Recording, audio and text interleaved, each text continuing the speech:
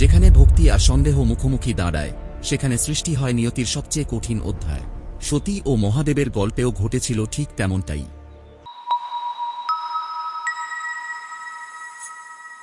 মহাদেব ও মাতা সতীর বিবাহ সম্পন্ন হওয়ার পর একদিন তারা দণ্ডকারণ্যের গভীর নিস্তব্ধ বনে বিচরণ করছিলেন। হঠাৎই তাদের সামনে দেখা দিলেন শ্রী রামচন্দ্র। সীতাহরণের পর যিনি ব্যাকুল হৃদয়ে অরণ্যে সীতাকে খুঁজে বেড়াচ্ছিলেন।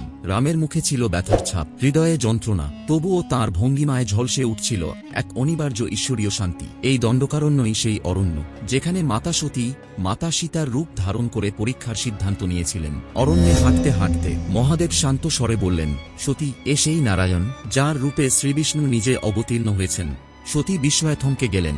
তার মনে প্রশ্ন জাগল যে সর্বশক্তিমান পরমেশ্বর মহাবিশ্ব ধারণ করেন, তিনি কি সত্যি এমন অশ্রুসিক্ত ব্যথাভারাক্রান্ত মানবরূপে ঘুরে বেড়াতে পারেন? এই সংশয় তাকে এক বিপজ্জনক সিদ্ধান্ত নিতে বাধ্য করল। সতী মহাদেবকে না জানিয়েই রূপ নিলেন দেবী সীতা এবং রামের সামনে উপস্থিত হলেন। কিন্তু রাম, তিনি এক মুহূর্তেই চিনে ফেললেন সতীকে। মাতা সতী, আপনি কেন এই রূপ ধারণ করলেন? ভোলেনাথের পত্নী হয়ে এমন পরীক্ষা নেওয়া আপনার উচিত নয়। এই বাক্যগুলো সতীর হৃৎপিণ্ডে যেন বজ্রাঘাতের মতো নেমে এল। মুহূর্তেই তাঁর সংশয় ভেঙে গেল। তখন আর সতীর রামের ঈশ্বরত্ব নিয়ে আর কোনো সন্দেহ রইল না।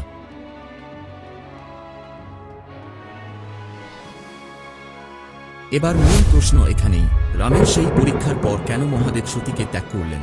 শিবপুরাণে মহাদেব বলেছিলেন, যে নারী অপরের পত্নীর রূপ ধারণ করে নিজের পবিত্রতা লঙ্ঘন করতে পারে, সে কিভাবে আমার যোগ্য সহধর্মিণী হয়ে থাকতে পারে? সতী যখন সীতার রূপ ধারণ করেছিলেন, শাস্ত্র অনুসারে এটি ছিল এক গভীর আধ্যাত্মিক সীমালঙ্ঘন।